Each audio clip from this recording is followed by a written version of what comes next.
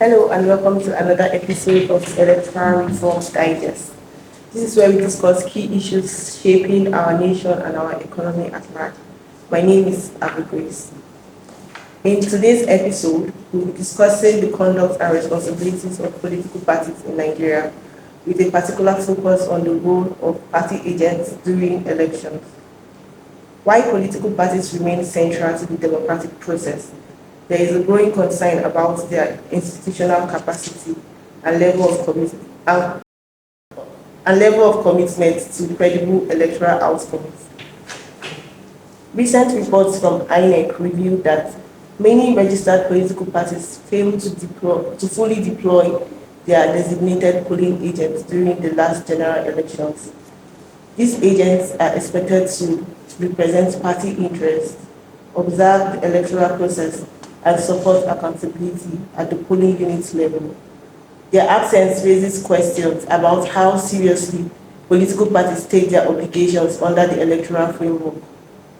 Simultaneously, the trend of political defections continues to dominate the political space, further blurring ideological lines and casting doubt on the strength and stability of party systems in Nigeria. This episode examines whether political parties are truly fulfilling their role in deepening democracy, both in terms of structure and strategy, or if the system is gradually eroding from within. As always, helping us unpack these issues is someone who needs little introduction of this podcast.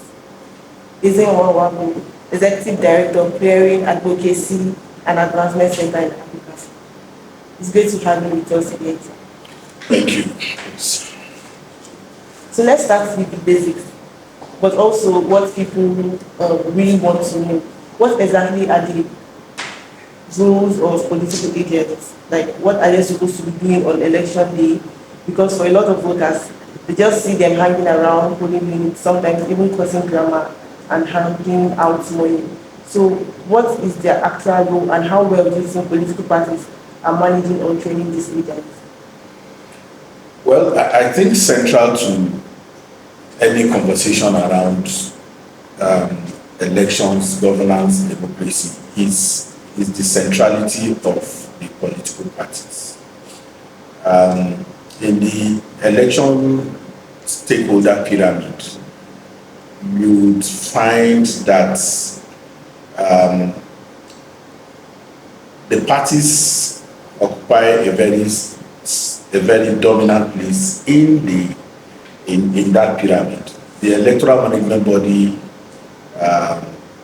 in a particular situation, INEC, then the political parties, the security agents, the voters are the big stakeholders, and then of course observers, the media, are stakeholders in the electoral process. But the political parties are responsible for leadership recruitment in a democracy. They are the ones vested with the power to produce candidates for elections. In the period of election, they are supposed to have the candidates being the party's representative in an election is supposed to have representative at the polling unit, representing the candidate and the party. Whereas the observer cannot interfere with the process, the party agents can call attention to irregularities and demand that those irregularities within the polling unit should be addressed. And like your preface said, most of the registered political parties do not present party agents. And the reason for that is that they do not have members. And we have papered over this for a very long time. the inability of the political parties to provide, whereas they demand for a credible voter register, the political parties cannot provide for you a credible party membership register or nominal rule. And there has been various attempts by the dominant political parties to do that. Yeah, I remember that for the PDP, for instance, the late High Chief Raymond was in charge of trying to do some kind of registration for the membership of the parties, but that hit the brick wall even before he passed.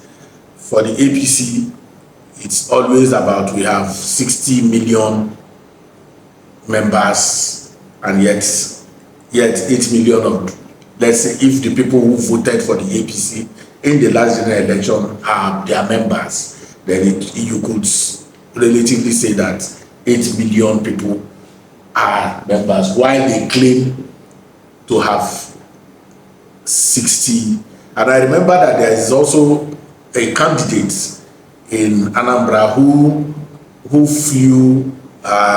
left the PDP and went into another party.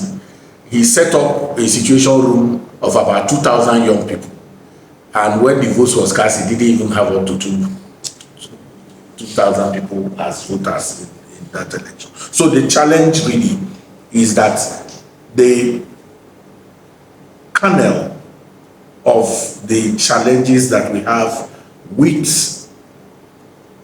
election result management is the inability of the party agents to take their responsibility serious. And the reason why they don't do so is because of what I have said earlier. There are no members. Most of the party agents that you see at the polling units are transactional relationships. They are there because of the pecuniary considerations, and which makes them very vulnerable for compromise. I've seen in many places where we have gone to observe election where, you know, untoward things are happening, and above our brief, you call the party agent and say, and he say, we are together, we agreed, you know. And so once the party agent trades its political party,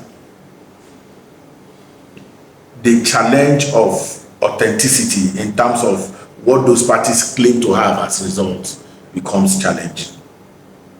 So when you see them say mandates, when you see the political parties say that they are going to claim their mandate, and in wanting to claim their mandates, they are asking INEC to provide them results in an election that they participated in, I think that is an anomaly.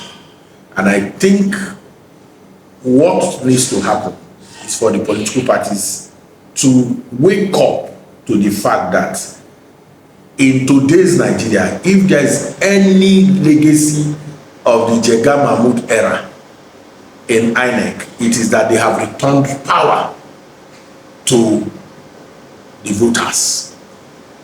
In the past, electoral officials would take result sheets, ballot papers, and hand over to politicians, and that was the reason for ballot box snatching.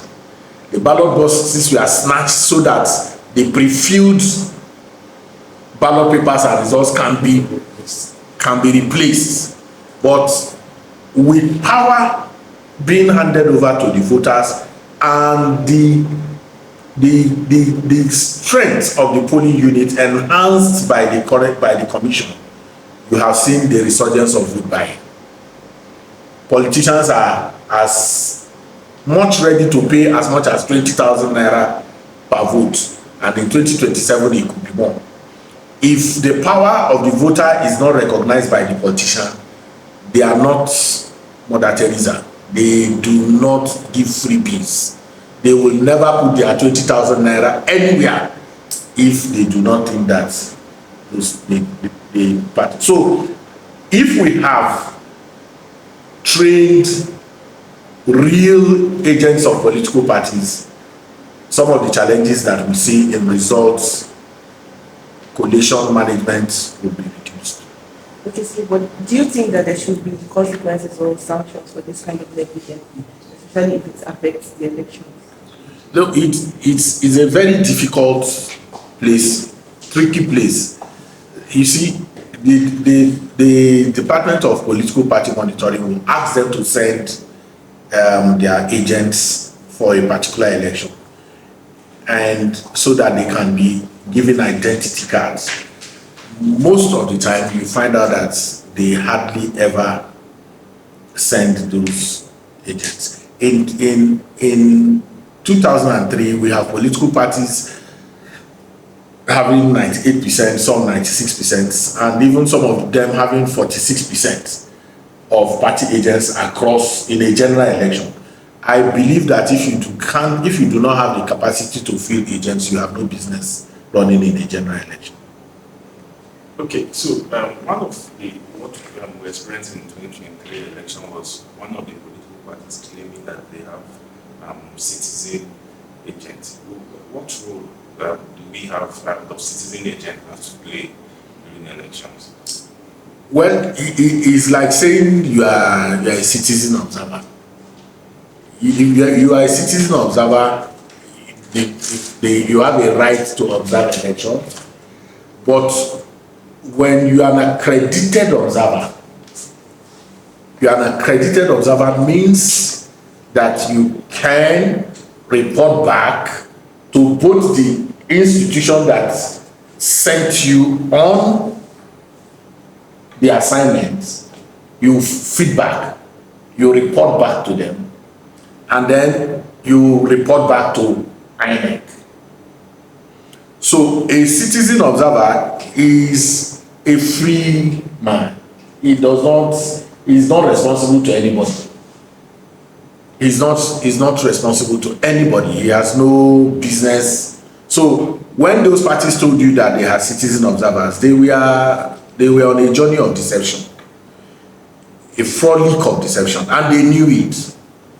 Because at the end of the day, the form EC8A that is filled at the polling unit is only given to a party agent, not citizen observers.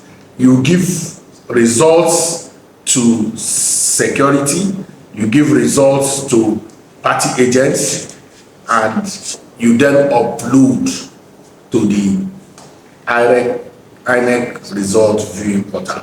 So no matter how excited you are as a citizen observer, you have no access to the results that are mined from the polling unit. So it was part of that frolic of deception that made you hear things like citizen observers. It was not because they didn't know. Because while they were doing that, they were also, trying to, because first and foremost, the party that you are talking about had an NGO inside this political party. So most of the members of that NGO were not registered members of the political party and therefore could not represent the party. So they had to couch a name for themselves. And that's where you have that citizen observer crap. Every political party should have accredited party agents by the registrar and regulator of political parties in Nigeria, the Independent National Electoral Commission.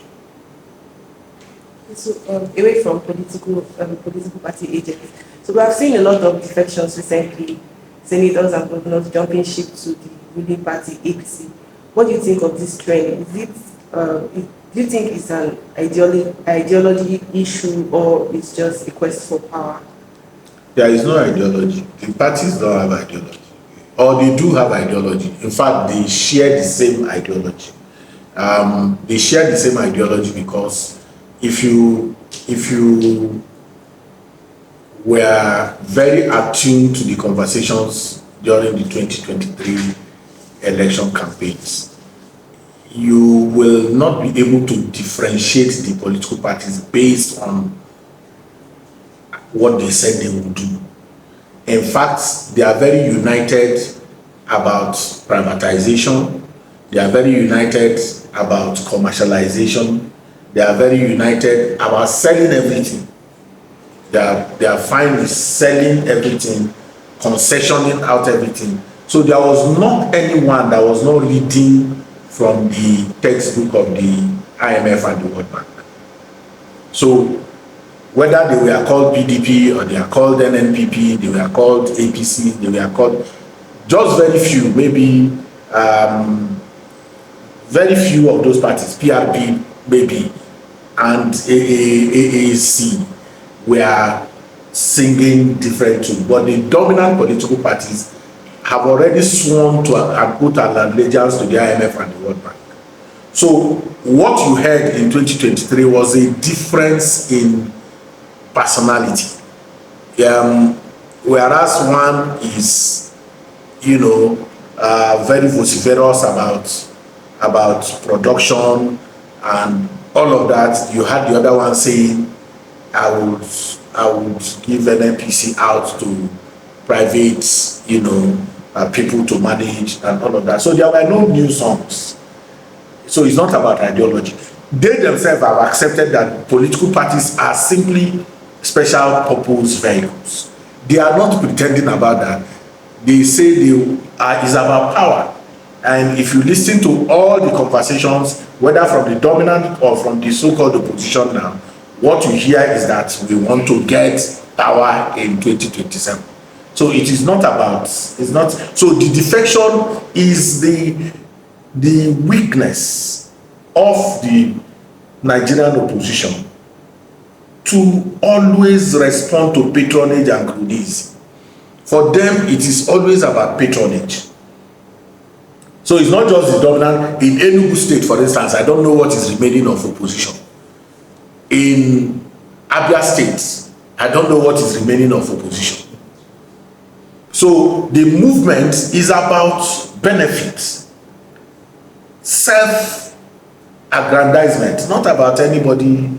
So and then what should a party in government do? A party in government is selling something.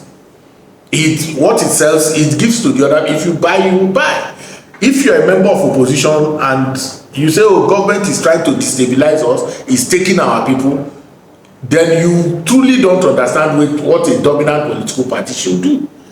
You as opposition should create environment where your own members understand that it is their responsibility to put the feet of the opposition party on the fire and work assiduously, legitimately, to make sure that you take power from them. That is what it is about. So to wring your hands and say, oh, they are trying to destabilize our party is the highest level of indolence as far as I'm concerned.